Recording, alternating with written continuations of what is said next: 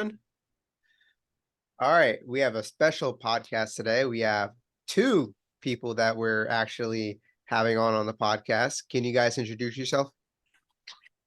Sure, Ryan, go first. Yes, my name is Ryan Troyer, and we are located in Ryan and my fiance business partner Z. I'll let you introduce yourself. We're located in Fayetteville, North Carolina. We do real estate. I own a service-based junk removal business, and we're here to teach, learn, and get educated on new stuff. We're always learning. Yep. Like Ryan said, I'm Z. I mostly do the wholesaling aspect of real estate, of our real estate business, and I'm really excited to share what we've learned because I've been able to quit my corporate job, as a data analyst to really go full time, have the true freedom, not just from working from home, but making my own schedule and being my own boss and training other people to do the same. So, yeah. Nice.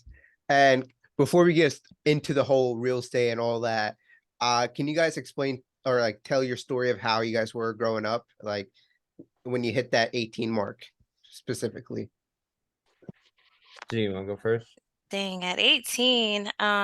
Well, so I'll say, for me, with school has always been a priority. Like I had very humble beginnings. I've always been an entrepreneur, always knew I needed some money in my pocket because it wasn't going to come from my mom or my dad. If I had like a business idea, they would be willing to help me out, but just asking for an allowance and not actually working for anything, that wasn't just going to come. So I knew I had to get some money in my pocket.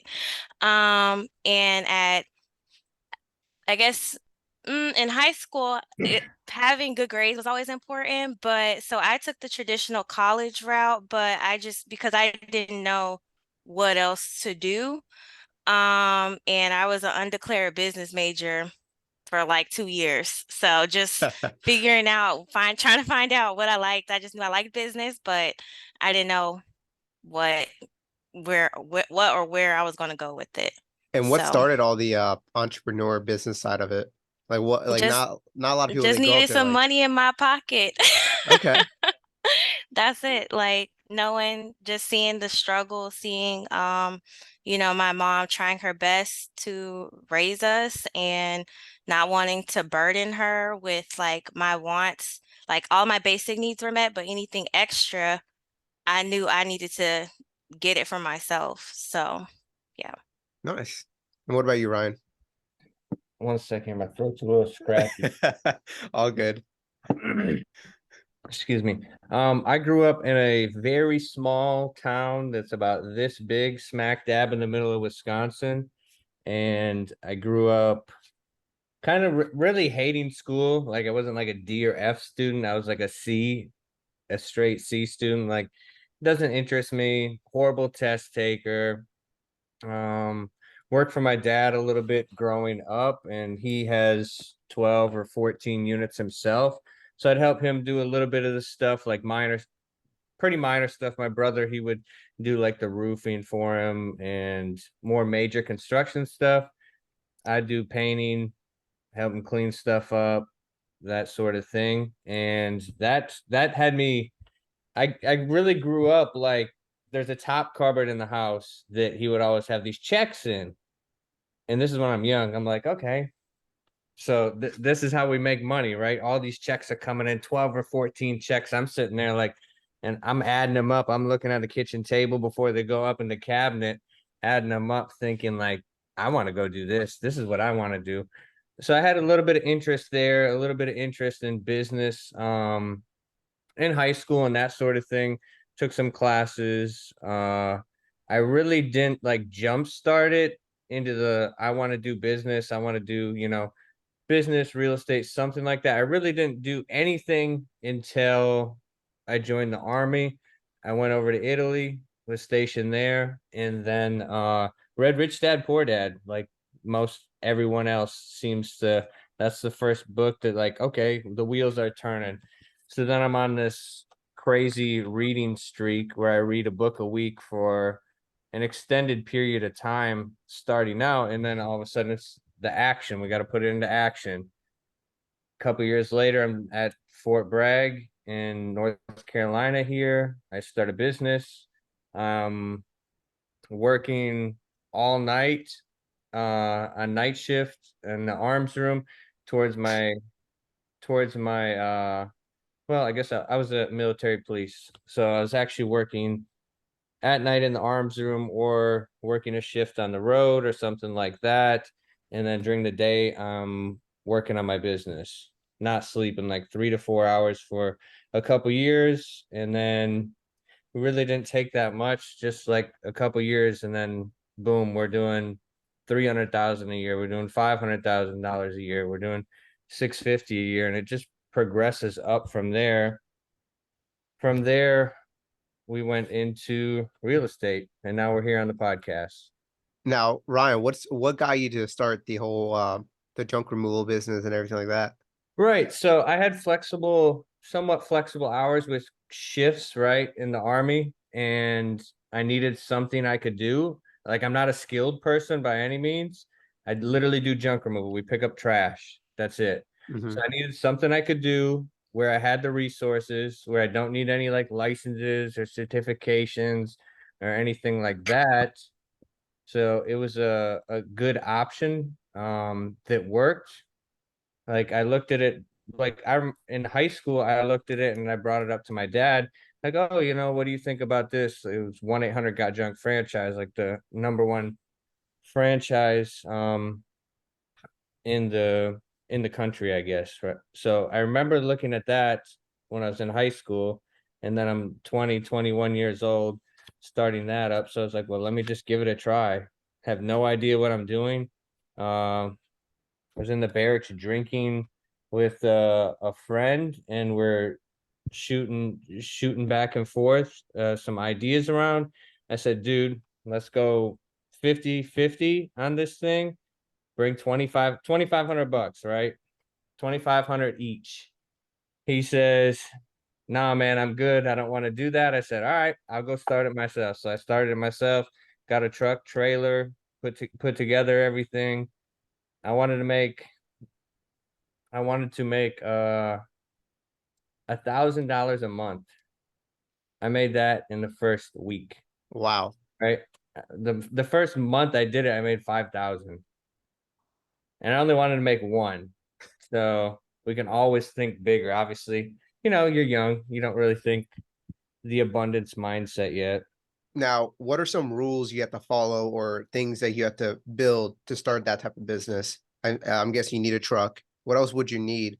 What did Or I need? yeah, A truck, a trailer, setting up the business structure, how we're gonna kind of do bookkeeping and that sort of thing, a website, a Facebook page. I started ads like month one. I started ads. So got the website up and running, pushed some ads. That's how I'm getting my traffic. In the early days when I started this, I did get leads from like Home Advisor, Angie's List. Like, I did get some leads, but then you figure it out. You're like, well, I'm paying this much for the lead. How are they getting the lead? Let me go figure out how to do that. So let me push more money into advertising so I can get these leads and push these guys out.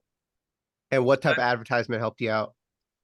Facebook and Google. Nice. Like, I'm big into advertising now. I mean, whether it's we're doing um wholesaling houses and doing ads, whatever type of advertising and marketing we're doing. Like, I have a very strong interest in it. Am I good at it? Not really, but do I find the right people to help us out with that? Yes. And who helped you set up all the business structure and everything? Did you know how to do all this from the No. beginning, or did you look for help? No, I pretty much did it all. Like, I found a CPA a couple months later, a CPA and accountant. I rolled with them for a few years, switched over to another team, and they advise me when I need it. Hmm. Most people get stuck at a step where they overcomplicate things, and they think that oh, I need to start a business. The business structure is more important than actually starting. No, it's really simple. It's paperwork. Fill it out, start, and just get rolling. Nice. Okay. Yeah, that's where a lot of people, I also agree where a lot of people Yeah, get stuck at. They're like, oh, I gotta do the paperwork, I gotta get an LLC, I gotta do all this other stuff. I'm like, just start doing it. You're like in the beginning phase. No one's gonna hurt you at all. exactly.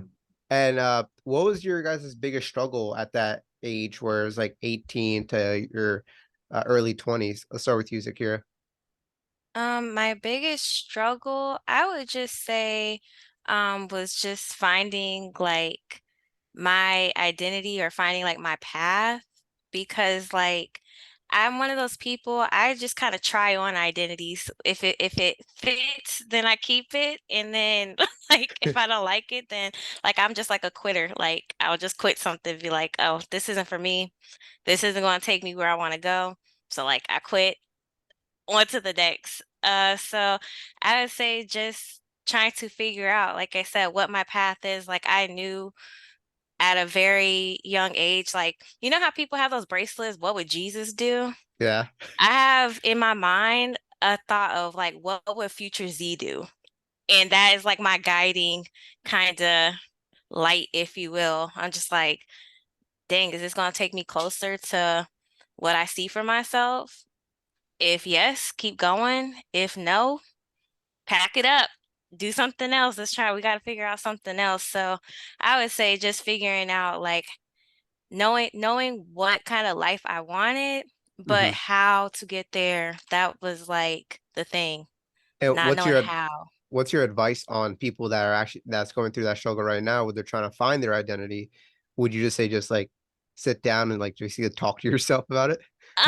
Yes, but no, like try things out and just be willing to pivot. Like don't over attach to things. So like I'll give you an example. I used to be like a hardcore partier.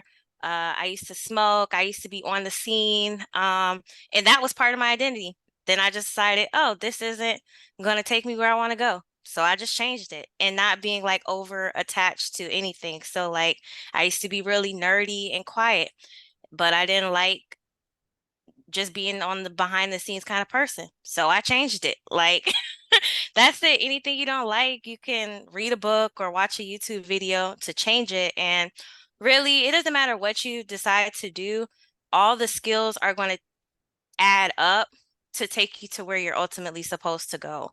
Because, like I said, like I was working at Arby's, I was still in school, like I did the corporate America thing. I have my own business venture that didn't work out how I wanted to.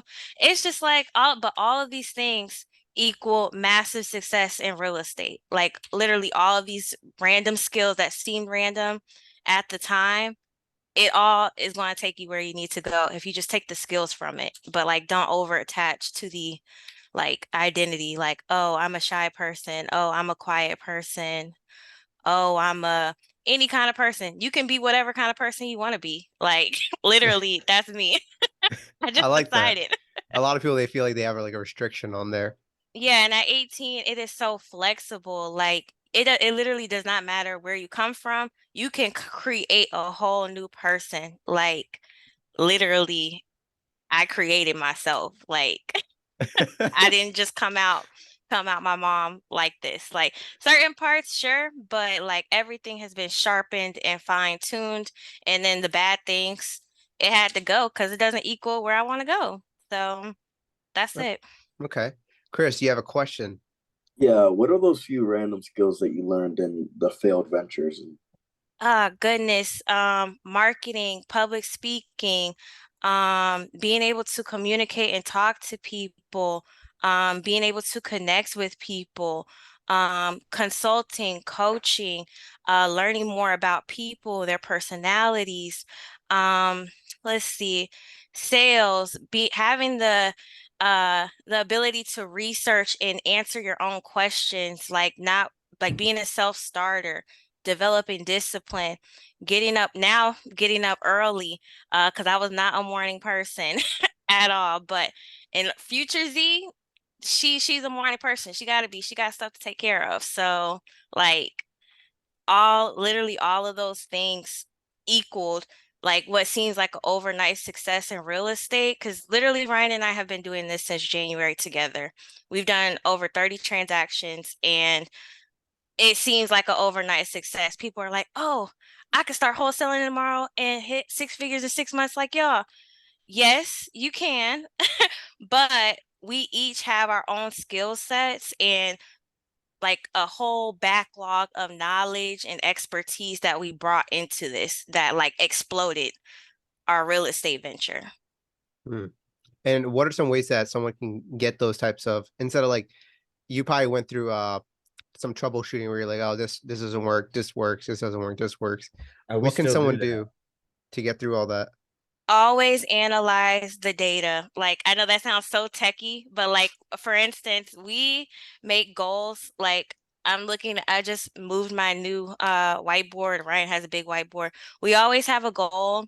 We assess our goals, and then it's like, okay, well, how are we going to get there? And then we're going to give it a go. Like, we're going to go all in on how we're going to get there. And then if we're not getting the results we want, okay, we gotta mix it up. Like I said, not being over attached to like what you're doing in that moment. Just like I said, get what you can from it. And if it's not working, go to the next thing. Nice. And what about you, Ryan, with your what was the biggest struggle that you had during that age? The biggest struggle was I was probably not, it's not like I was thinking like the get rich quick way, so to say, but I was thinking too far ahead, and my actions were farther ahead than where I was, if that makes sense. Yeah. So as an example, as soon as things got up and running on the junk removal side, in the early stages, I'm already got it in the back of my head. Well, I'm gonna start another location because I got this. No, I didn't have the right team in the right place. The framework's all there, but my problem is I moved too fast for where I was at rather than double down. It was mainly just a scaling mistake, not necessarily like a get rich quick fast money BS type of stuff that I cannot stand. So that would be my biggest struggle. And would you guys say like, what do you guys value more? Do you guys value preparation more, or do you guys value getting in and getting started right away? We have different personalities. So I value getting Ryan's started. gonna jump into it, honey. Okay. I'm gonna think about it. I'm gonna calculate and analyze everything, and Ryan's gonna be like, "Well, if you're not gonna make a decision, this what we doing?" Like super fast. So I would say the fact that both of us are like that though is why we, like I said, why we have a lot of success. Because it's like I can see the blind spots on what like we need to look in deeper, and Ryan's just gonna be like, "Let's go." So he's gonna drive it. Okay, nice. And what is one piece of advice that you give to like someone that's starting out in the entrepreneur world? Just Fail start. often. Yeah. Just go. Mine's just start. Like, you have to be okay to handle failures. Like, one of my failures, again, moving too fast from where I'm at. I'm just like not, it's not like I'm making insane decisions, but like when I started, I was a year and a half in on the first business, and then I want to, before I even started to move locations, like I tried to do another one.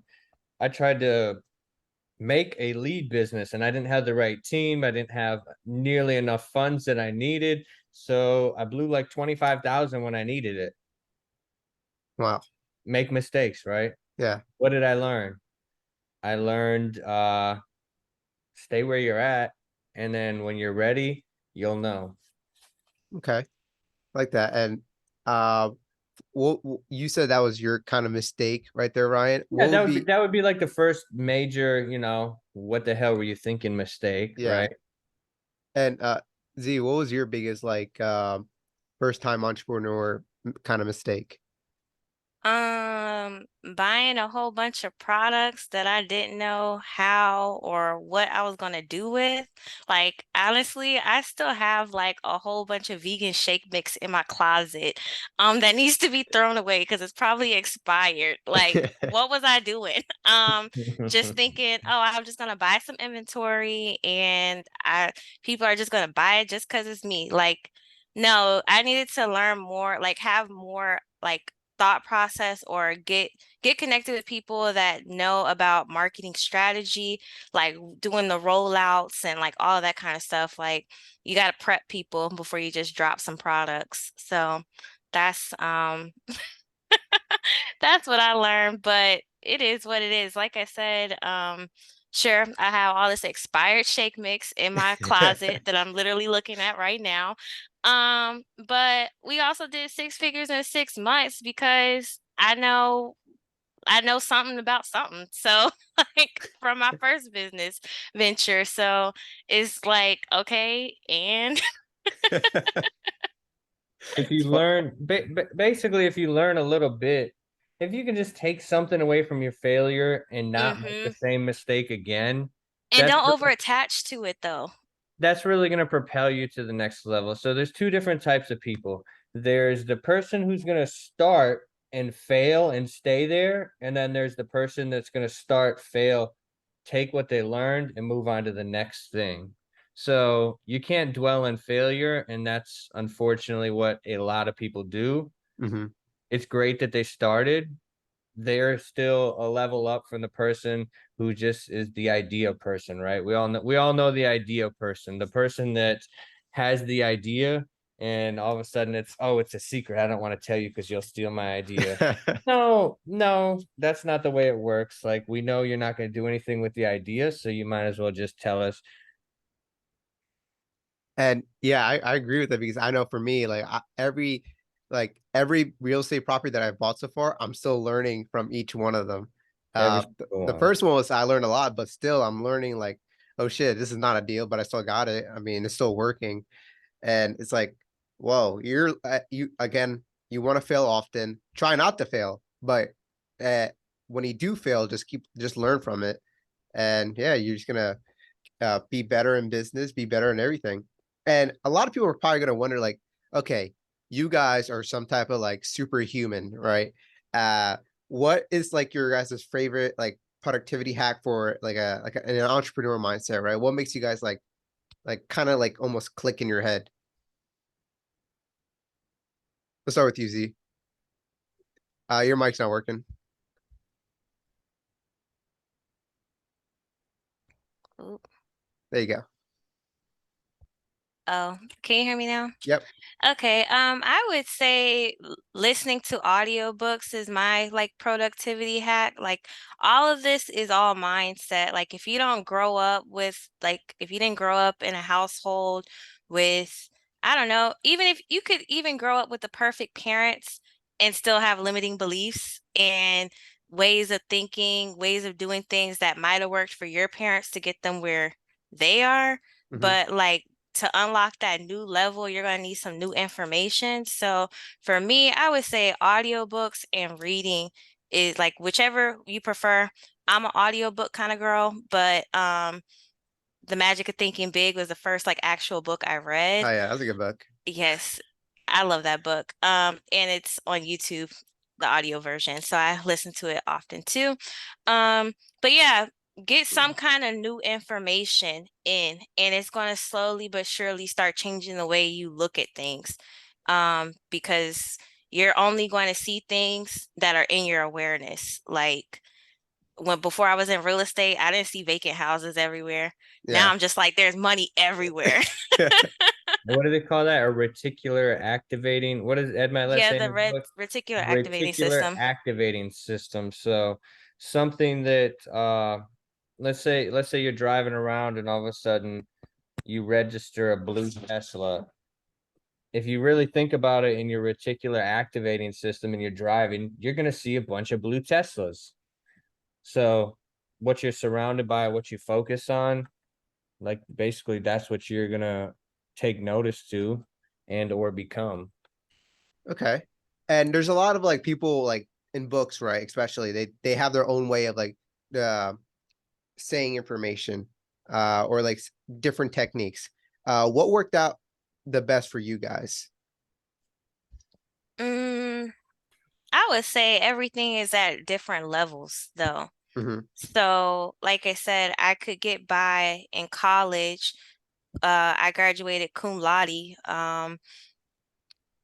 not waking up early, working overnight, like just having goals and just writing things down. But like I said, to unlock new levels, you constantly have to just sharpen yourself. So trying new things, like if there's a technique in a book, I might give it a go, maybe for like 3 months, see if I like it. And I'm like, this is kind of stupid. I don't like this. So yeah, but just I would just say being willing to try things, but commit to it for at least 90 days and then assessing your results on if it's worth it to keep going or not. Is there a technique that didn't work out as well? Yes, for me, journaling and meditating first thing in the morning, I am not conscious when I Getting up first wake early. up. Z No, getting up I early. I get up early now though. That did work. Oh, yeah, exactly. Yes, so I am not fully awake in the morning, so me trying to get into a meditative state, I'm gonna go right back to sleep. Like I do not need to be meditating when I first wake up in the morning. I need to get my body moving. So that is something that worked for me. But that's like I said, a lot of people live by meditation and journaling first thing. I need to get moving immediately. And what is one thing that actually worked out a lot for you Working out working out? First thing in the every morning? single day. Yes, religiously. Okay. What about you, Ryan? What's one thing that didn't work out and one thing that did work out a lot?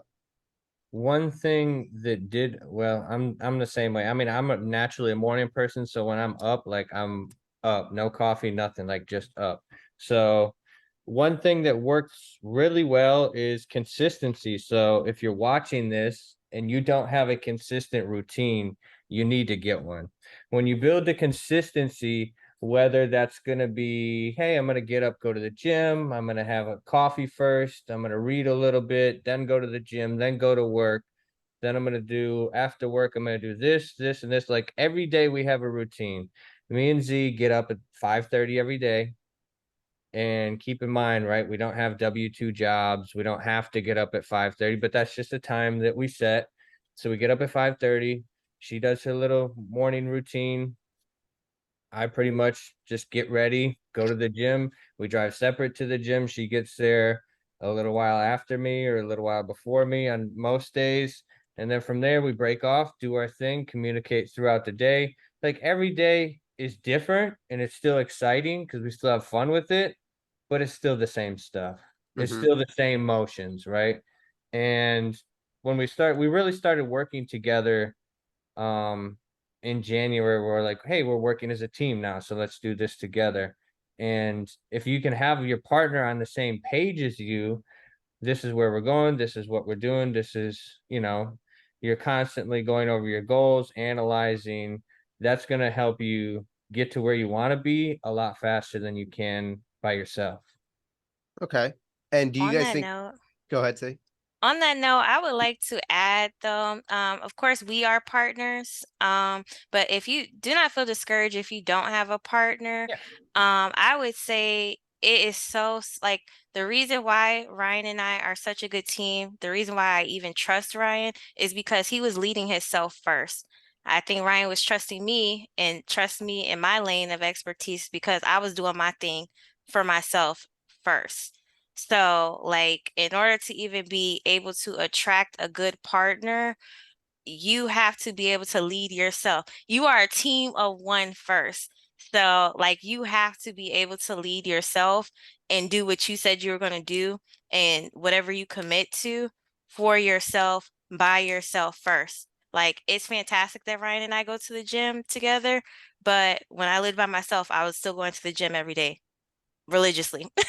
Like it's not nothing that we do is contingent on each other. Like it's fantastic that we do it together, but it's going to get done regardless. Okay, nice. I like that. And when you guys were getting into, do you guys think like having, or you guys max each other out in a way? Like some people that want to look for a significant other, what would you say is like, and they're not really that supportive in a way, or they just don't understand? You guys seem to like have an understanding of, oh, I do my thing and I know what you're talking about, so let's just work together. What advice do you have for those that want to convince their significant other to like uh come in their uh basically their Yeah. crusade?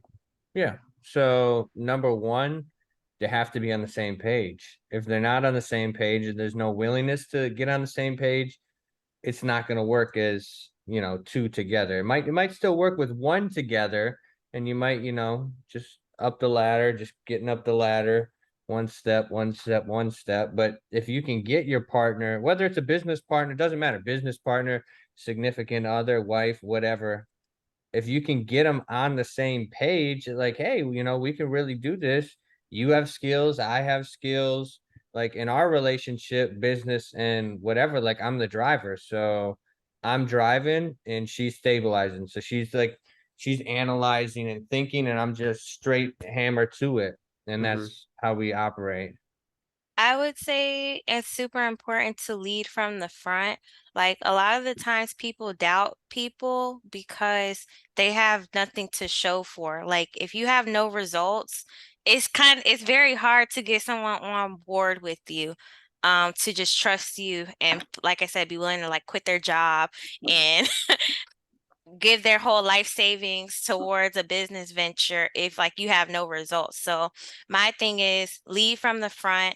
If the person that you want to believe in you is not believing in you, you have to first believe in yourself and just go for it.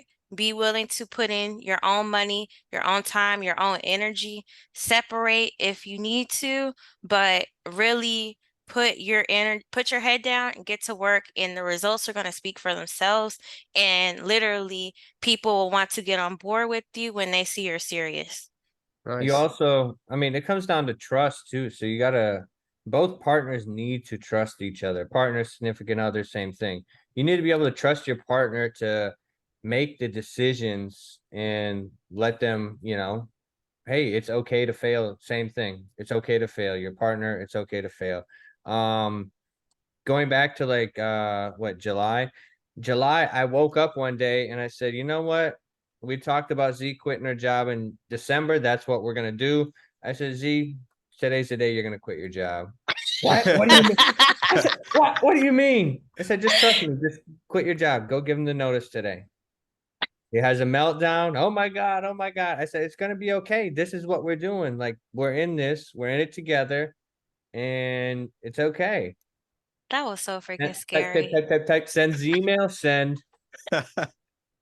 And Z, can you speak about like how the thought process, or how like how can someone get out of the like the W-2 job, right, and get into the business? And you went into wholesaling. Can you speak about that? Yeah, so I would say start off as a side gig. Be willing to commit your evenings, your weekends to your side gig. Like this is a common phrase, like if you don't work towards your dream, you'll help build somebody else's. That's what the job is. Use your job money that you have to go into whatever, literally whatever you want to do. It doesn't matter if it's real estate or if it's some other kind of service-based business or products. It doesn't matter, but being willing to put in your quote unquote free time. Like Ryan and I don't watch TV, so it makes it super easy for us to do other stuff in the evening time. And then on the weekends, it's like if Ryan has something to do with junk removal, I'm like, okay, that's fine. I can stay longer at the gym. I can read. I might do some cold calling. Like our free time is never free.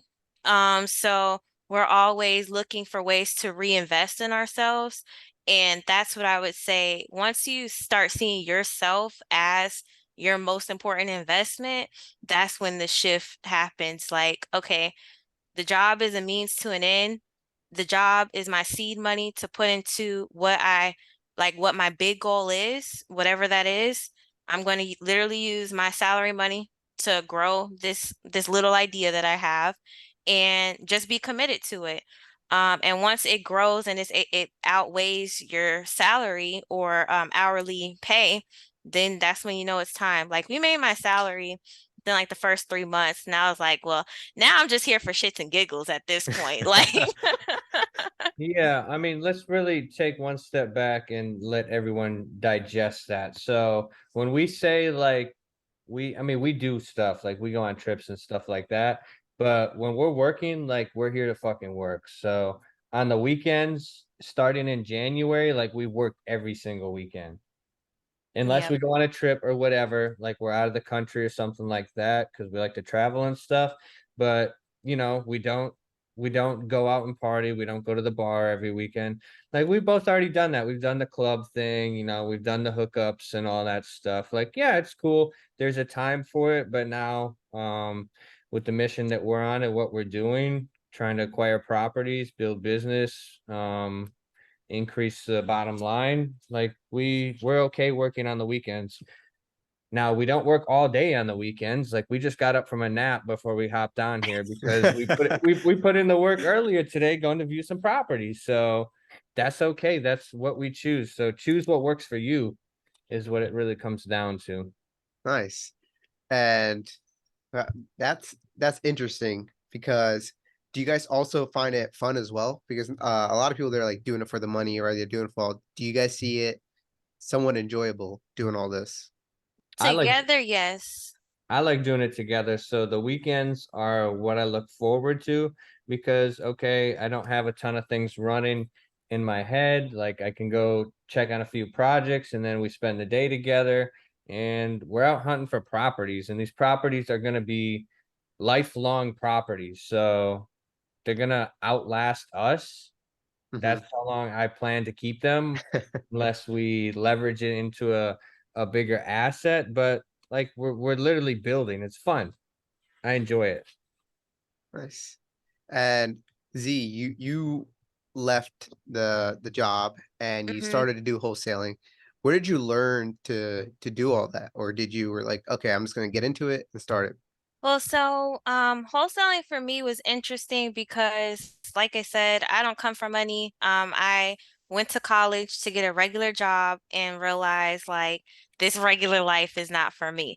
So, okay, well, what I have to do something else. Like if I don't want to climb the corporate ladder, I have to figure out what my next play is going to be. And at that time, Ryan was already buying rentals, and that seemed like so far away to me. I'm like, okay, not that I'm living paycheck to paycheck, like I have my savings, but like it nothing that could buy a house yet. And so I'm just like, dang, like I see Ryan's buying properties, like I definitely want to do that, but like Ryan started out with 200K. I'm like, dang, how am I going to get some money to even get started? Like Hmm. there has to be something. So I got on YouTube. My brother might have sent me something about like arbitrage, rental arbitrage and like Airbnbs and stuff like that. So my brother was giving me some ideas on how to get started in real estate with no money. And so you know how the algorithm is, it's going to start recommending things to you Yeah. based off of your searches. So like I said, I'm on YouTube. How do I get into real estate with no money? And I'm watching some YouTube videos and it was not clicking for me. I'm like, this is so freaking technical. Like I've never even owned a house before. So like how am I going to sell houses? Like I had so many limiting beliefs, but I'm like, okay, if all of these people that I'm watching did it and they are no smarter than me, like that's my thing too. Like I'm just being honest. Like they are no smarter than me. They are no more charismatic than I am. Like they have zero ups on me. So and they are crushing it. I gotta get in on this. Yeah. So, this one girl, her name's Toddy. I think the hot wholesale, virtual wholesale, something like that. She had a course and it was literally only $100 to learn wholesaling. I'm a firm believer in buying courses. Like if I don't know something, I'm gonna just buy a course. Because YouTube, you have to piece together all this different information. Like I said, I work my job. I don't have time to just be on YouTube in a rabbit hole. Like I like to get straight to it, to the meat and potatoes, not the appetizer. Mhm. And YouTube is the appetizer. So yeah, I bought the course. It was like 6 hours. I did it in 2 days. I was like, oh yeah, Ryan, this is what I'm doing. Ryan was like, well, you're busy. You work your job. You have your fitness business. You're looking to move. Like you got a lot going on. I don't think you should do it. Okay, well, I'm gonna do it anyway. So I got all my stuff. I got the whole list that she told, the like basic bare bones starter package of what all you needed, your dialer, how to buy your leads and stuff like that. And I was like, December, I'm gonna start. So in December, I got started. And I guess Ryan saw that I was serious about it. I was like, let's partner. And like I said, it blew up because we work at it together. Nice. And with the courses part, how did you find that course, or how can people go get those courses to basically, because there's a lot of people that are offering it, right? Mm-hmm. So, but how do you know which one's the right one? I would just say based off of the information, you could just tell when someone, like especially someone she was just starting out. So she built her wholesaling operation during COVID. So she was a newbie teaching the newbies the way. So I'm like, it's giving genuine. I could tell like she wasn't, it wasn't giving scam. Like some people are. We have been kind of scammed before. No, go ahead and tell them. Go ahead and tell them. This is what you got. This is why you have to follow the right people. You have to follow the people that are in the trenches, actively doing it. You don't want a course that's old. Like that's what we're learning. Like it's okay. Like we dropped how much was that? 2,500 on a course, and that was at 2500 half off. Yeah. 2500 on a half off sale for a course, and it's not even a course, it's just a recorded Zoom, no interaction. That's Uh, what courses, right? So Ryan, okay, a mind good course y'all, isn't like that, Ryan but is not he's gonna learn it hands on. He's gonna just jump into it. I'm the more basic traditional education. Like I'm accustomed to the slideshows. It's a recording. That's standard. That wasn't not engaging for Ryan. So I will say it was ultra basic, but it was a learning lesson. Like even with that, it was a learning lesson. but where we are now, so we went to a business conference 2 years ago, and they're talking about stuff that I really didn't see because I only did the junk removal business and I just couldn't put my mind around it. So when you get to a certain point, and I'm not saying we've made it or anything like that, anything Mhm. crazy, We're just getting but started. so when you get to a certain point, you're gonna have ideas. So it's gonna be you remember what he was talking about, PBD? You're gonna have your ideas. So when you have a new idea for your business, is it gonna make money for the company or is it gonna save money? Mhm. So right now Oh, I know. we're at the point in the wholesale and the real estate business where, hey, if we get a new idea, it's gonna be 100,000 to a $250,000 idea, right? So that one little move that we make in our business, because it's pretty solid, like it's running smooth, like one move based on, if we're talking about wholesaling, like that's 100 to $250,000 for us, not savings. That's not on the savings side, on the revenue side, because that's what we're chasing. That's what we're driving forward, um, pushing towards right now. Nice. Okay. And now, whenever you guys were starting the whole, I know you, Ryan, do you want to speak about how you got started in real estate as well? Right. How did I get started? I pretty much just started, had not a lot of idea, right? So on the junk removal side, we had a customer who wanted to sell a house, and my guy let me know. I told him beforehand, like, hey, you know, I'll give you commission if you find me someone for me to buy their house. I saved up for the past few years. Before that, saved up like 200 grand, right? Cash. And the old lady says, I'll take 35,000. I said, we're gonna buy that damn thing right now. Let me come over there. So me and Z go over there and we take the pictures of it. Everything looks great, right? Nice and dandy. Well, that wasn't the case, you know. This is what it comes down to. Yes, it's good to be educated, but it's okay to make a messed up mistake, right? So after we closed on the house, I'm over there. I don't have any contractors. I'm doing the work myself. There's a soft spot in the floor. The soft spot in the floor turned out to be the whole floor freaking rotted out from the bottom up, right? Wow. And I don't have a problem with demoing it. Like I demo it myself, get a couple guys over there and me, we demo it out. Like, what do I do? What do I do next? Well, I'm just gonna do it myself, right? Because that's what you're supposed to do when you don't have a contractor. And I call contractors out, and of course, when you're searching for contractors, which is a whole podcast itself, it's tough. Like you're gonna get ripped off by these guys. Like some of them are just like the scum of the earth. Hmm. But I mean, that's essentially how I started. I started doing the work, like not anything crazy like drywall or stuff like that, but demoing, putting down plywood, replacing floor joists, and all. What would have helped me out is if I would have built relationships before that. So like now a tip that I do, that I learned the other day is every time I'm at Home Depot, which is a couple times a day or Lowe's or whatever, I just get out my phone, take a picture of the back of a contractor's shirt, and I just save it to a contractor's album on my phone. So that's just one way. Wow. So Okay. I go there, maybe I'm gonna try to get like 2 pictures. Maybe I can find a tile guy or a handyman. So then when I need somebody, because now we're to the point where we got 3 rehabs going on right now, that hey, you know, I might push for another rehab, and all these guys are tied up. They're not to the point where they've grown their business yet. And I might need somebody else. So it's just small little things like that you learn along the way. That's going to propel you to scale. Nice.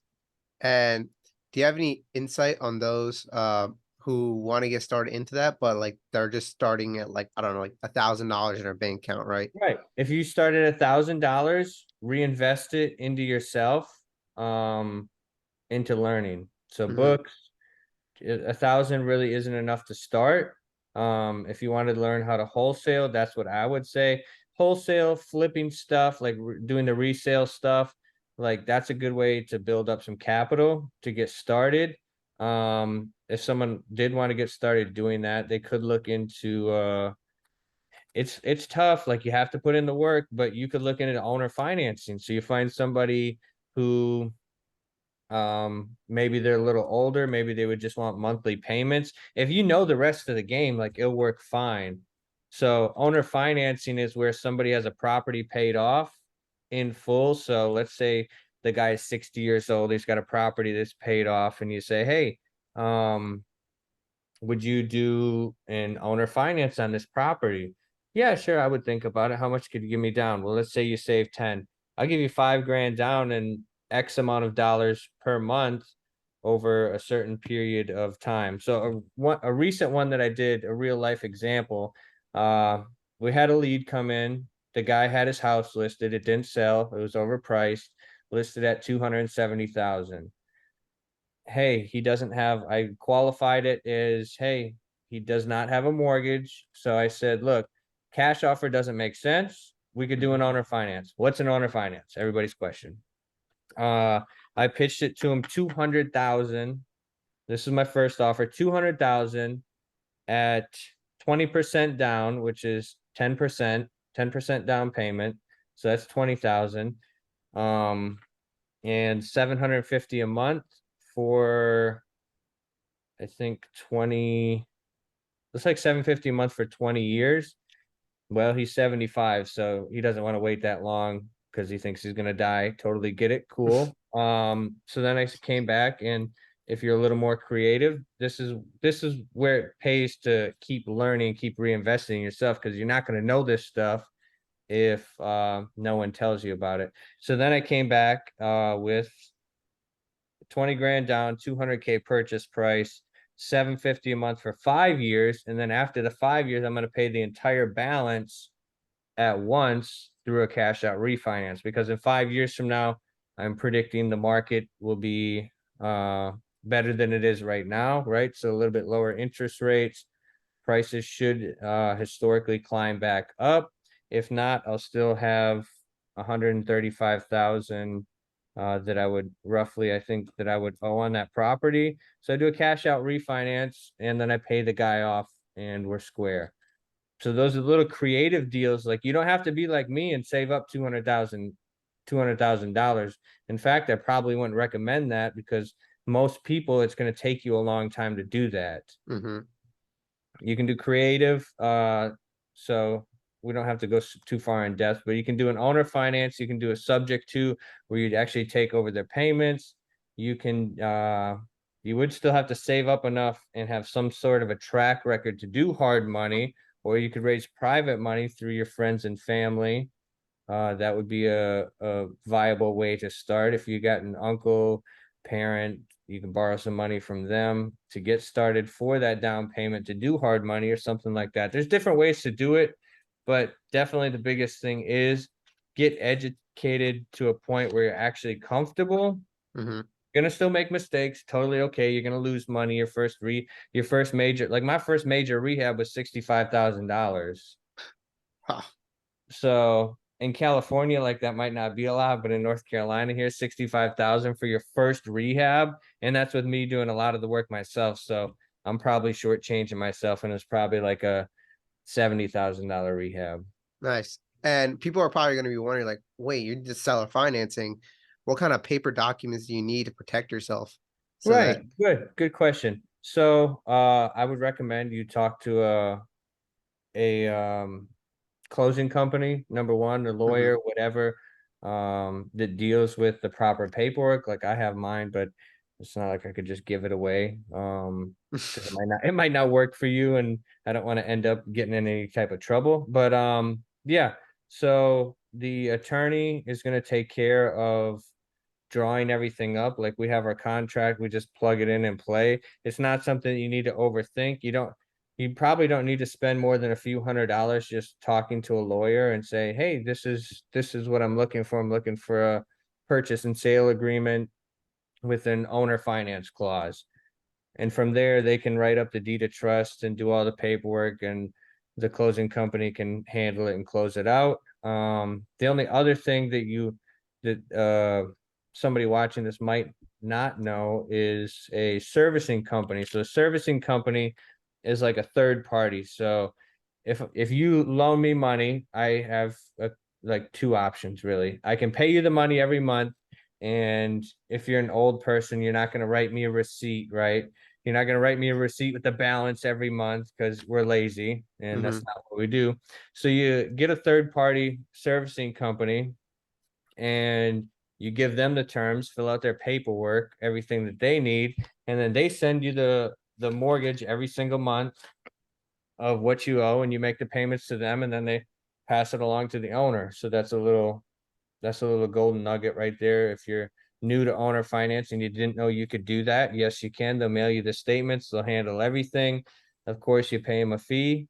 Is there a company that you go with specifically? So who I go with is FCI. That's interesting, because I never heard of like using a third party company to do the whole receipts thing. Yeah. That's interesting. FCI is actually the hard money loan that I got. They actually service theirs too. So I just log into the portal and I pay, and it's the same thing. They just gave them my info. They passed along the loan info to them to service it, and then they handle everything. Nice. And a lot of people are probably wondering as well, like, hey, what's your guys' biggest challenge you faced in real estate? Biggest challenge. Z, what do you think? Our biggest challenge, I would say, was that first 3 months Oh of yeah. not getting a deal, not having a deal No, close. we had a deal like month Well, one, that but one it had took all 3 those months to problems. close it. Our Right. first deal So under contract wasn't our first deal closed because it ended up having a whole bunch of people on the title that needed to sign. So I would say not being willing to pour in all this time, money, and energy and not seeing no results for the first 90 days. Like that was a challenge. But just having faith and like I said, I see all these people are doing it. I know this actually works. I've seen it on the internet. I know that's not a viable a viable source, but I saw it on the internet, so I know it's completely possible. We just have to stay the course and keep doing it. So like I said, 90 days every single weekend. We're working on our business despite not getting any results or very, very, very small results. I would no, say I that mean you was can just say we weren't getting any results, right? okay, the But first 90 days. we also did not question the process. We said, hey, we got one under contract. Like we could make, what was the first one? We could make 5 grand. 5 or 10, something like that, Yeah, maybe 8. 5 or 10 thousand or whatever, something like that. Like we're not questioning it, like, oh, this sucks, we're not closing it, but we're gonna still keep moving forward. Like we really didn't. It wasn't something, since we were both committed at that point. It wasn't something that we really questioned. It's like, hey, is this just a little hobby? Are we gonna do this for real? No, we still dedicated the weekends. Like this is what we're gonna do. Mm-hmm. Hmm. And Z, for you, people are going to be wondering, like, what? How do you, as a wholesaler, how do you finding uh deals, and what is your strategy in that? So with wholesaling, okay, the most important thing with being a real estate investor, it will save you so much money and teach you so much if you learn how to source your own deals. So for me, my first step, like I said, with getting into real estate was wholesaling and cold calling. That was how we initially got started, and now we're doing Facebook ads, but that required money. So everything Yeah. is going to either require money, time, or effort. Like it's always a combination of those three things. So when you're just getting started, if you don't have any money, you got to be willing to put your time and energy in. Once you get your money up, you can start putting in less time, but focus in on the energy and put your money in, and you're done. And it frees up your time. But just figuring out where you are in your marketing process to attract the leads, to get the leads, and get in contact with the people that could possibly want to sell their house, and that is the first step. Nice. And where did you learn how to do the whole cold calling thing? Is it through that course you taken, Yeah, or is through it that was the best $100 I ever spent. nice? And what was that course again, so that people can reach out to that as well? I think, like I said, her name is Toddy, Tadi. She changes her name on Instagram often. It was like the hot Let's wholesale give it or scam. nah, she's so legit. Toddy was on somebody else's podcast talking about real estate. Like I said, she was a newbie teaching other people how to get started, and I could just see that like if it's working for her, why not me? Yeah. And like, what's $100? And a lot of people are gonna also wonder is like, how are you handle yourself with a bunch of, like, I guess people will label them as sharks, right? A bunch of other like wholesalers or a bunch of other investors in the area, and it's being very saturated. How do you still level yourself up above that? So I would say personal branding is super important. Like if you look at me on Facebook, a lot of people, well, first of all, people are getting our emails of all of our deals. People are seeing that I post. I don't look like a real estate professional, but I look like somebody you should know. And I also am sharing that, hey, I have deals. I constantly have deals. And once someone says they are interested and wants to go under contract, we have $5,000 non-refundable earnest money. So that weeds out all the riffraff right then and there. Like Yeah, that cuts the, Riffraff. yeah, all the riffraff, all the fakes, all the people that want to wholesale, daisy chain or whatever those terms are for other wholesalers trying to wholesale other people's deals. Having that $5,000 really does set a barrier to entry that like, hey, play around if you want. That's your money. Like, so Yeah, so that's I mean, how do you really differentiate yourself? She's on the dispo side. I do more of the acquisition side, so I'm hunting. And then she does a little bit of my side when I'm a little bit busy too. Mhm. But you got to get known. So you got to pick a name, you got to pick a brand, and you have to be the most known because the most known is going to be the one that wins. Okay. We can't cold call everybody in the city. We can't text everybody in the city, but we can put our name out there. We can advertise how we advertise and get it inside somebody's head. Like another investor made a comment, I see you guys everywhere. I see your bandit signs everywhere. Yeah, well, we put those out in like January or February and we put out 2,000 of them. So if you see them as an investor and the person that actually wants to sell their house, if they see it here on this corner and here on this corner, it's going to register in their reticular activating system that, hey, oh shoot, I just saw that sign. I just saw that sign. I just saw that sign. Let me just give these guys a call. I got to call them. An Nice. example, right? I know at least 3 or 4 guys do uh radio ads in the market, right? So Mhm. that's another good way. I would say four radio ads in one market is probably a little bit too much given the size of the market, but if it sticks in somebody's head and they hear it enough, then they're the most known and they're gonna kill it. Nice. And Ryan, you do a lot of bandit signs and like uh in that way. Where do you where do you go and find those what website do you use to like create those types of Right. UZ, like U is in unicorn and yeah, Z is in zebra marketing. You can go easy. there, pick up 500 for like 2 grand shipped here, Mhm. roughly.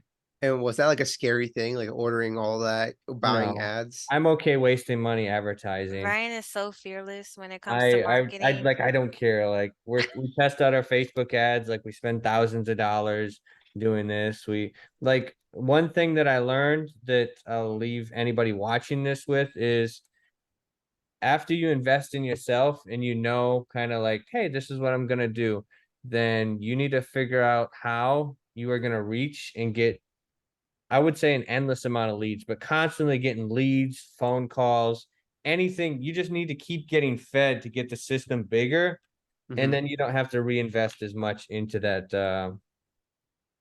business. While you're doing that, you also need to be building up your online presence. So that means Google reviews. Like if you go to my company right now, I have 650 reviews at a 4.9 rating for a blue collar service business. Like that's unheard of. Nice. That's amazing. And what would you recommend for someone that wants to get into advertising as well, getting those more leads, but they have very again that person that they're like, okay, I'm investing into myself, like you said, uh, but still I'm doing the wholesaling route. And how can I get more leads to do that? I don't have the capital to put out banner signs, $2,000 worth of 500. So what is your recommendation on that? So they're definitely going to have to, I mean, you have to figure out how you're going to get there. Hmm. Whether you save up money because instead you're going to invest in yourself and drive Uber Eats and Grubhub and build up some cash that way. Like you have to do something, whether it's sell some stuff that you own, get some stuff for free and flip it so you can build up that capital to spend money on the actual systems because like our phone system isn't cheap that we use. Like, yeah, you can use one of the regular ones, but the phone system that we use, Ready Mode, like it's not cheap to do that. You need prop stream. Like you need money for tools. You really need money to start. Um, how much does someone need to start? Z, what do you think? Like 5 grand would get them in there, get them rolling. Yeah, but also be willing to put in your time too. So Yeah. like the less money you have, the more sweat equity you got to put into it. Mhm. Like you have to be willing to be a human being, talk to people, learn the skills to get more leads while you're just getting started. Like you have to, if you don't have money, because like Ryan was just saying, we spend thousands of dollars on Facebook ads. And that was very scary for me. Yeah. Like I said, when I started, I didn't have nothing. So, to now be able to spend thousands of dollars on Facebook ads, we didn't start there, if that makes sense. So, there's two types of marketing. There's inbound marketing and outbound marketing. So when you're just getting started, you definitely want to position yourself like cheaply, well, like as cost effective as possible. So like which for us was bandit signs, but we also were doing cold calling Driving for dollars. and driving for dollars. So it's kind of like it's a combo. It's a good mix of inbound marketing and outbound marketing. Okay. Nice. And Z, someone has asked, Chris had asked, since he's using prop stream to wholesale, he's Mm-hmm. having a hard time finding the ARV value for he said that he's looking at 0.5 miles a radius from the house. What's your recommendation on that? Well, Ryan is our numbers guy for the Yeah, rehab costs so and stuff. I mean, is it a rural property or is it in town? Or I think he says it's like in if you his can't area. find a property that's in that radius, you just have to go widen it out. That's it. Yeah. And I he mean, the best way, if you can't find a property, an appraiser, if you can't find it a property, an appraiser is not going to be able to find a property close. But if the appraiser says, well, this one's a comp, well, then, your ARV is kind of screwed, right?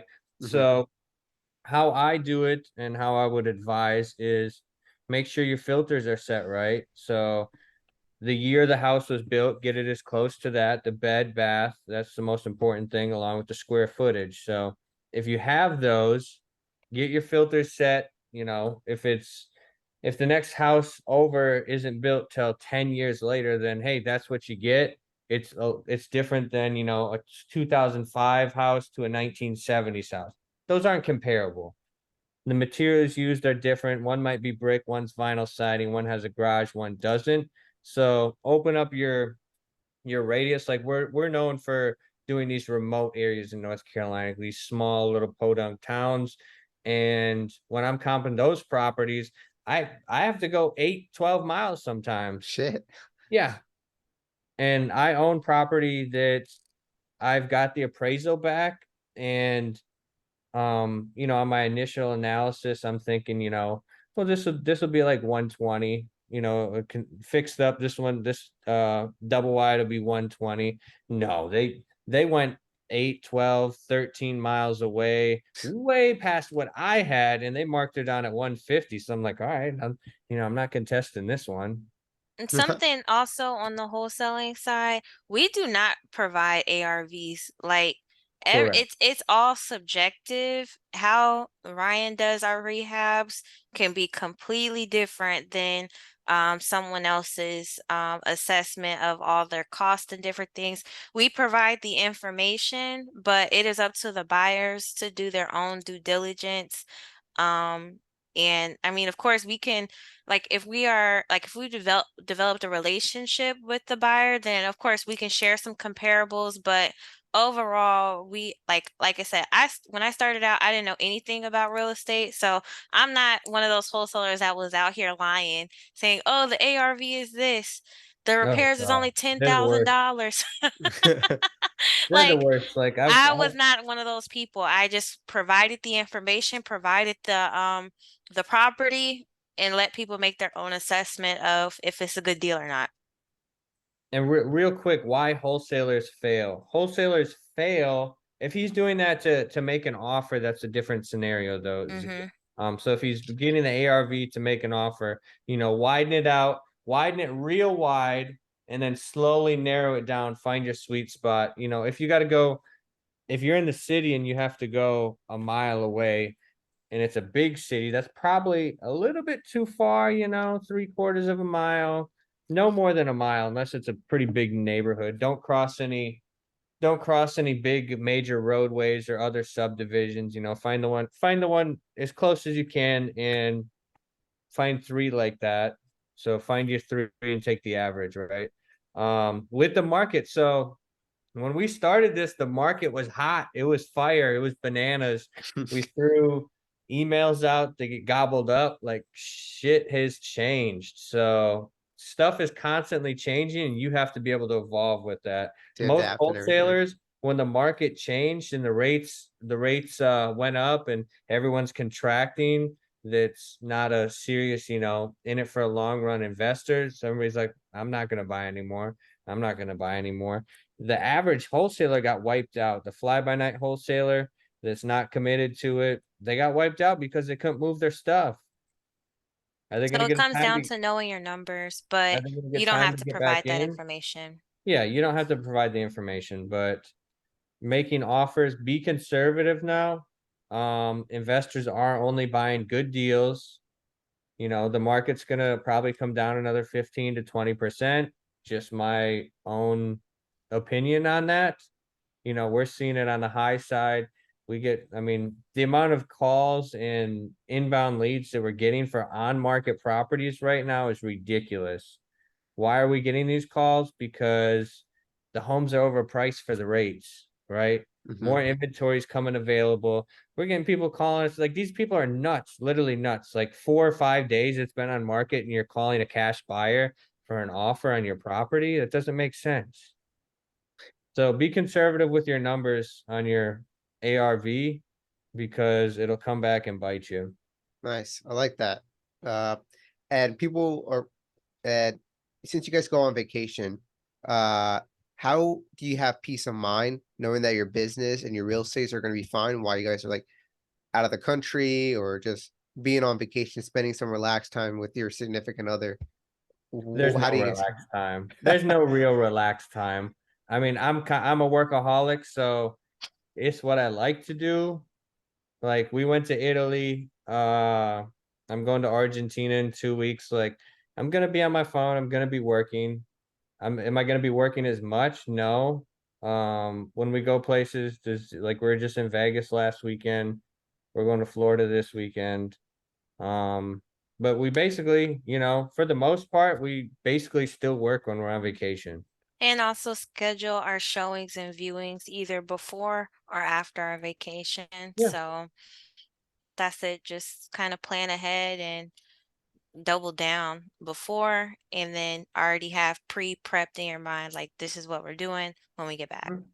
Yeah, we still Nice. got a small enough team. Well, you know, we got a little, I mean, we're not anything crazy like have an office or anything, but we got a small little team that I got people that work for me, people here that can assist if we needed like an emergency or something like that. Okay, I like that. And now we can head to the ending questions here. So with you guys, if you This guys can seems go juicy. if you guys can go back in time and tell your younger self something, what would it be? Get Ryan, you really go good. first. Get really good at sales, advertising, marketing, handling objections, the whole process, right? Like, most people are like, well, I wish I learned taxes in school. I can hire someone to do my taxes, but I can hire someone to do the other stuff. But if I can get really good at that, like, you will always have money. And that doesn't matter if you're the plumber, if you're the car salesman, if you're the everything's sales. Well, obviously, if you're in the military, you know, sales experience might not matter as much other than selling yourself to get a promotion or something like that. Mhm. That is But it. That is sales. right, sales, marketing, objections, advertising, like those are all that's exactly what I would tell myself. What about you, Z? I would just say, like, you can't save your way to success. So continue to focus on increasing your income so you can have more money to invest. Um, because I've always been a super saver. Like, my whole entire life. I've been a saver, but you got to know what to do with it. And like I said, if you are in poverty, you of course you can save, but you can grow so much further, so much faster if you learn in investing yourself in the skills to get your income up first. So that's what I would say. Get your income up. I'll be willing to invest in yourself first to get your money up and then invest in actual assets. Nice. And is there anything you would like, is there a question you would like to ask your future self? So your future Z, future Ryan. Dang. Mm. Are we ever stopping? The answer is no. Hey. I don't know. I don't know. That one's hard. That's a hard question. Mm. It could be small, like anything. Uh, well, this is a actual question that I am like actually looking for the answers to, that I do ask people that are like way further ahead than I am and are doing the things that I want to do. Like, how are women able to balance being a businesswoman, being a mom, being a wife, and looking good at the same time? That's what I'm gonna ask my future self. That's what I ask all the women that are multimillionaires, have a fantastic relationship, are moms, and like it seems like they have everything together. Like I'm always looking for those life hacks, like how to be a woman and also a woman in business. Gotcha. That's So nice. And what do you guys think the secret sauce is into being successful? Consistency. I like that. Consistently doing the right thing in the right direction. If you consistently go out every weekend and party and have a drinking problem, that's consistently going to lead you in the wrong direction. Yeah. You're going to die. They're going south.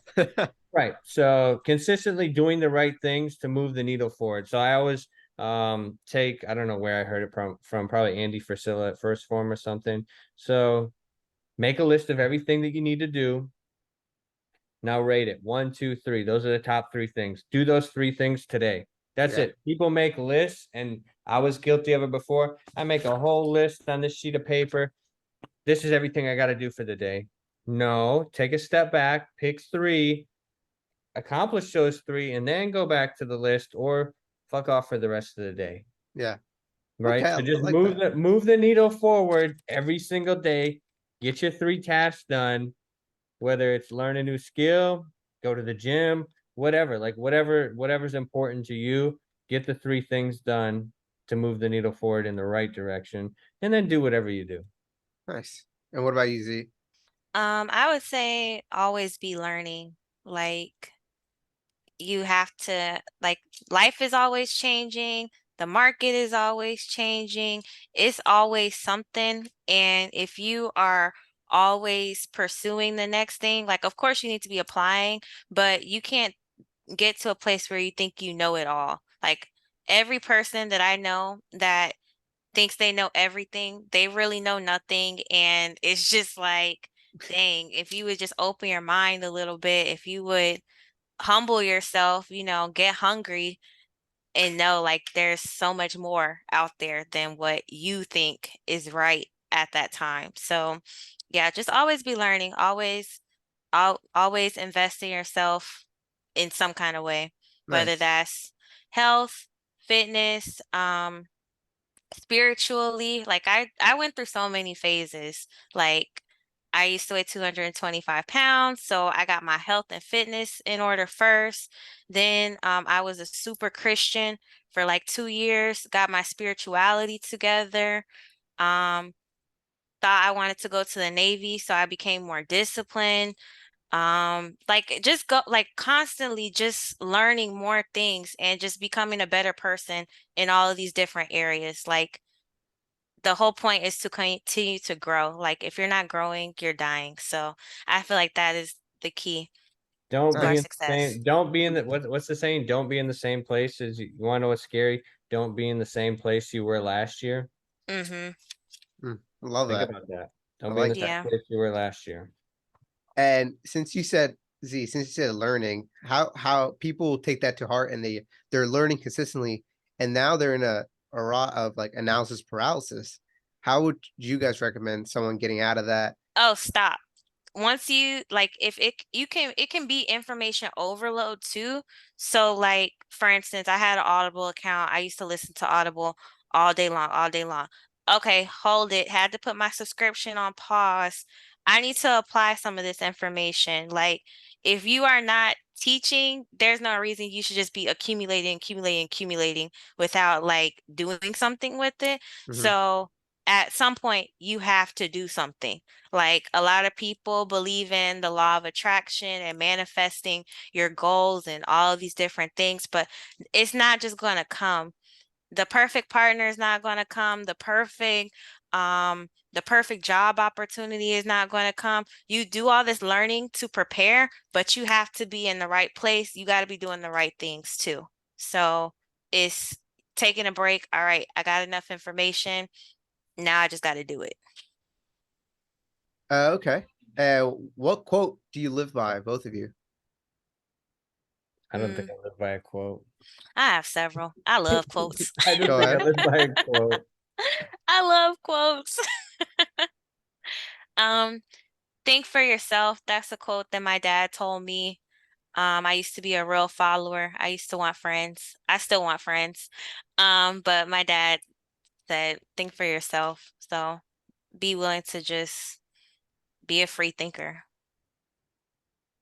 Nice. Okay. And what books would you guys recommend for certain situations or parts of your life, especially sales and all that? Mm. I would say start off with the one that if you haven't read it, Rich Dad Poor Dad, Robert Kiyosaki. For anybody wanting to start, doesn't maybe have a good grasp on financial literacy or money, that's the book that I would say, hey, start with that. Or maybe, the 10X Rule by Grant Cardone. Start with a book like that and see what it does to your mind. Hey, oh wow, this is cool, this is different, let me read some more, and then get into the other, stuff, whether it's real estate or business books, stuff like that. Yeah, I think it's all mindset first. Like, you can get all the information, but if your mind is not programmed correctly, you're not going to do anything with it. Or you will do something with it and ruin it because you don't think you're worthy, or you like it's just too advanced for you. So, I would definitely say The Magic of Thinking Big. That book was life changing. My dear friend sent me that book, and that was the first book I ever read. And I was like, whoa, like, why is personal development not in school? Like, everybody's reading these big old books about all kinds of things, but like, if I would have known about personal development sooner, like, that would have been a game changer. So I would say just start there and start applying. Just figure out how to become a better person. Like, Mhm. one one aspect of your life, double down on that, and then just build on it. Nice. I love that. And we have a special segment here. It's called Spinning the Wheel, right? You're not spinning the bottle. All right. Uh, let's go with you, Ryan, first. What do we Let's see. do? Yeah, I'm spinning the Dude, wheel. it better not say cartoon character, dude. I don't even watch cartoons. Next. All right, we'll do a next one for this. Because since you don't. Dude, I won't even know where to start. All right. God, okay, you have to name a cartoon character. You just got it twice now. Dude, I have no idea. I'll tell y'all which one reminds me of Ryan. Go ahead. Johnny Bravo. Johnny Bravo. Don't even know what that is. You don't. Uh, Did you That's like not my have a video. child? That's like my video guy is shocked I've never watched Star Wars. What? He was What did so hurt by What did you that. do as a kid? Dude, I don't know. Work. been a Okay. workaholic since I was 2. That's funny. All And right, Z's turn. Z's turn. Let's see. Last meal. Oh, one thing you can't live without, Z. Um, Aside from Ryan, probably Aw. sleep. Yeah, I'm asleep. I need sleep. I need naps. I need my beauty rest. That You is need one coffee or thing. pre-workout? But sleep first. How many hours of sleep do you guys both get? 7. 8. I would say Yeah, 7. 7 or 8. We're like old people. We go to bed early. We wake up early. Hey, I wake up at like 4, sometimes 3:30 if I have to. Man. Jeez. And again, I'm tired too, and I try not to drink any caffeine stuff. Mm. And it's yeah, you get busy while you're doing all this stuff. Oh yeah. I'm Wow. not even a morning person either. I'm like I just force myself to be. Yep. And second to last question is, what would you guys like to tell your friends or families that helped you get this far? Thank you. Thank you for your unending love and support. Like that that's who I do it for. Yeah, I would say the same thing, you know. Thanks.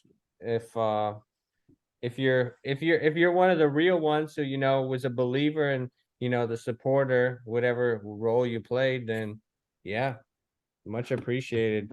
I mean, most people behind the scenes, they don't really support you and they don't want you to do better than them. But if you got a good circle and if you keep your circle small, those people are hopefully the real ones, right? Mhm. And they play a critical role in supporting you and being like, yeah, man, you can definitely do that versus the other side, which is like, yeah, man, that's cool, but that's not you, right? Yeah, So get a good circle. Oh, I nice. would also say I have 2 younger sisters, so if becoming a millionaire is possible for me, it is definitely, definitely possible for them because I believe in them. And they just gotta believe it and have an idea and follow through on it. So And let's say you guys do have kids and you guys are old as hell, 70, and they somehow ran into this podcast. What would you like to tell them? we did this You for can do you. it. You can do anything you want, right? Yeah. Yep. Like, don't stop. Don't Hopefully they don't sell the don't properties that second you guess built. yourself. Don't second guess yourself. Whatever you've been through, like, keep moving forward. Hmm. I like that because I use that for my motto is keep moving forward. Mm. I stole that from Meet the Robinson, right? The movie.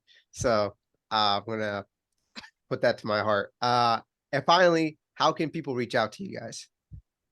You can follow me on Ryan Troyer TV. We drop on TikTok, on YouTube, on Instagram. My Facebook's just Ryan Troyer, Troyer.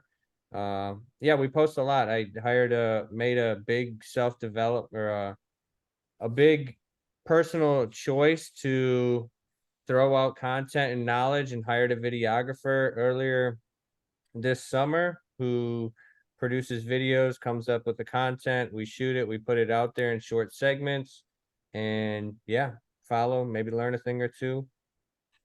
God, y'all are busy.